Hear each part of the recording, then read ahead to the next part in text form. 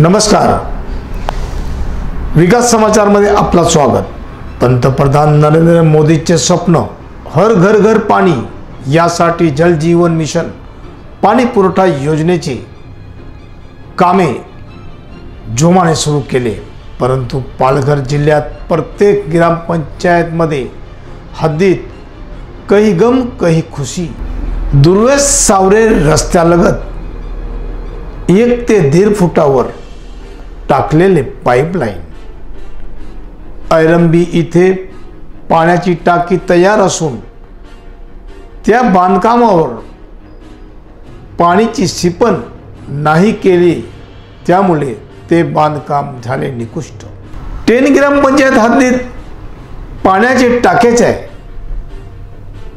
ठाव ठिकाण नाही, मात्र 10 गावात पाईपलाईन टाकून ठिकठिकाणी नळ बसवले आहेत, मात्र टाकवाल व इतर ठिकाणी अजून कामाला सुरुवातही केलेली नाही। पाहूया एक झलक। सफाले रस्त्यालगत पुरलेले पाईप असून पाणी पुरवठा सुरू झाले नाही, त्या आधीच पाईप वर आले। तुम्ही समजू शकता कसे काम झाले आहे ते। पालघर जिल्ह्यात ठिकठिकाणी काम सुरू असून असाच काम मोखाडा नाशिक महामार्ग लगत नीलमातीच्या घाटात रस्त्यालगत पाईप अगदी 1 फुटावर टाकण्याचे काम सुरू होते। ते काम स्वतः जिल्हा परिषदेचे पालघरचे अध्यक्ष प्रकाश निकम यांनी थांबवले। आज ही प्रत्येक ठिकठिकाणी जी कामं सुरू आहेत ते अतिशय निकृष्ट दर्जाची कामं आहेत। त्याबाबत आम्ही काय केले पाहूया। संबंधित अधिकारी व ठेकेदार यांच्या मनमानी कारभारामुळे जिल्ह्यात कामे अतिशय निकृष्ट होत आहेत।